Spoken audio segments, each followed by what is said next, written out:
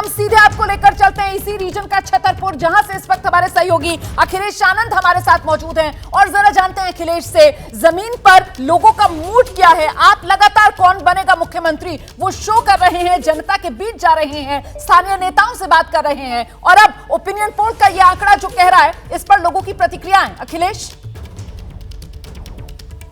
जी बिल्कुल, देखिए रोमाना, मैं आपको बताना चाहूंगा, दरअसल जहां पर इस वक्त मैं छतरपुर में खड़ा हूं, यह बुंदेलखंड की हृदय स्थली है और यहां पर जो कुल सीटें आती हैं, बुंदेलखंड और विंध्य को जब मिला दे, बुंदेलखंड की 26 और विंध्य की 30, 56। भारतीय जनता पार्टी का विधानसभा सीटों के लिहाज से यहां पर दबदबा रहा विधानसभा के चुनाव में। लेकिन यह जो सर्वे है, यह एक बहुत बड़े उलटफेर की ओर इशारा कर रहा है। तो इसका क्या अर्थ निकाला जाए? क्या मध्य प्रदेश में बहुत कुछ बदलने वाला है? क्या चेंज होने वाला है? इस पर भी हम बातचीत करेंगे। और जैसा कि हमारे दर्शक कौन बनेगा मुख्यमंत्री कार्यक्रम के जरिए देख भी रहे हैं कि ग्राउंड जीरो पर लोग अभी क्या सोच रहे हैं, अलग अलग जिलों में जब हम पहुंच रहे हैं, अलग अलग इलाकों में। यहीं पर मैं कुछ लोगों से बात कर लेता हूं। इस सर्वे के मुताबिक जो ओपिनियन पोल हम दिखा रहे हैं, ऐसा लग रहा है कि बीजेपी पिछड़ रही है। नहीं, ये मैं इसको नहीं मानता। इसलिए नहीं मानता, मैं ओपिनियन पोल को चैलेंज भी नहीं कर रहा हूँ, लेकिन एक बात मैं बता दूं कि ओपिनियन पोल में हम महिलाओं का मत नहीं लेते और इस समय महिलाओं का जो रुझान है पूरे बुंदेलखंड में वो भाजपा के साथ। नहीं, ये नहीं कहा जा सकता है कि महिलाओं का मत नहीं लेते हैं, लेकिन उनकी संख्या कितनी नहीं कहा जा सकता। प्रहलाद पटेल जैसे आपके नेता हैं इस इलाके से, बड़े बड़े नेता, 3 सांसद हैं, मंत्री हैं, वीडी शर्मा जो अध्यक्ष हैं भाजपा के यहां से, वो इस इलाके से आते हैं। इसके बावजूद क्यों पिछड़ रही है बीजेपी यहां पर?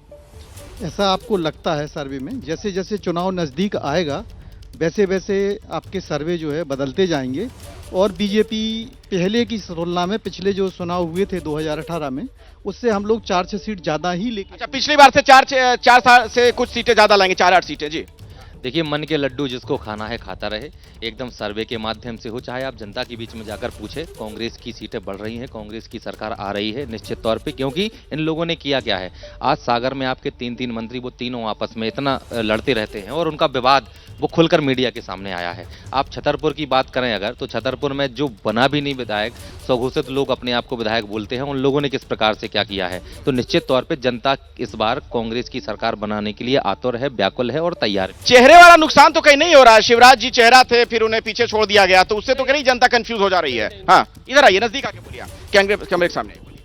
ये कोई ऐसी बात नहीं है और हमारी जो भाजपा की नीति है उन पे होगा। और ये लोगों का ये काम ये है सनातन का विरोध करना, ये सनातन की विरोधी है, तो सनातन का विरोध करके ये अपनी सरकार बनाएंगे क्या? हमारे यहाँ तो ये है कि सारी चीज़ें सबको साथ लेकर चलना, सबके साथ रहना। तो उसमें शिवराज जी क्यों पिछड़ गए? सबको साथ लेकर चल रहे हैं तो ये तो पार्टी की जो हमारी आला कमान है, जो हमारी जो विधायक दल की बैठक होगी, उसमें पिछड़ने वाली कोई बात थोड़ी है। ना उनको पिछड़ने के लिए, ना उनको छोड़ रहे या कोई भी बात।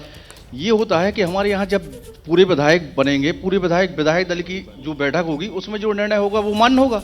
हमारे यहाँ पे कोई एक पार्टी व्यक्ति पहले तो चेहरों पर आप बहुत दाव लगाते रहे, अब फिलहाल भले आप कहिए कि हाँ, ऐसा थोड़ी है। जैसे पहले हमारे यहाँ पे चेहरों पे कोई ऐसा नहीं रहता था, कोई मुख्यमंत्री का ऐसे दावेदार नहीं होता था। आज भी शिवराज जी तो रहे पिछले चुनाव में, लगभग कई चुनाव में। पिछले चुनाव में रहे। पार्टी की जो जैसे होता है, पार्टी का जो निर्णय होता है उसको मान होता है, चाहे वो कार्यकर्ता छोटा हो या बड़ा हो। अच्छा, इस इलाके में नेता है, कार्यकर्ता है और आखिरकार पार्टी का जो फैसला है उसके आगे सब नतमस्तक फिलहाल नजर आ रहे हैं। लेकिन कुल मिलाकर अभी तक जो 2 रीजन्स का आंकड़ा है वो तो कांग्रेस को बड़ा नंबर देता हुआ नजर आ रहा है, चाहे चंबल रीजन हो या फिर बघेलखंड रीजन हो। और इन 2 रीजन्स के आंकड़ों के बाद राधिका क्या लग रहा है, कांग्रेस का ये आंकड़ा कहां पहुंचता हुआ देख रही हैं आप? पार्टी का अपना असेसमेंट क्या है? रोमाना जी, कमल ने सिर्फ एक कमाल किया था और वो कमाल था पिछले चुनाव में विधायकों की चोरी करके एक चोरी की सरकार बनाने का।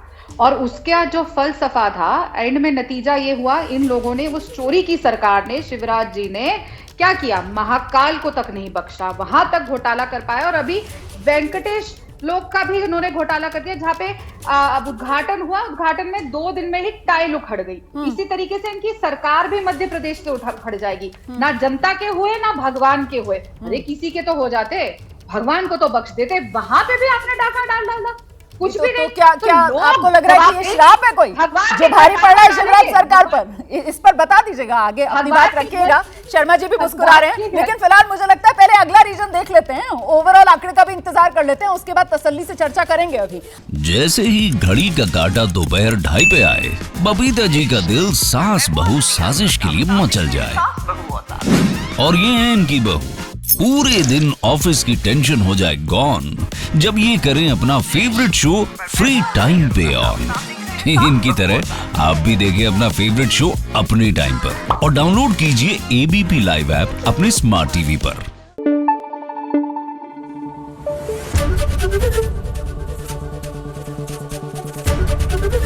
एबीपी न्यूज आपको रखे आगे।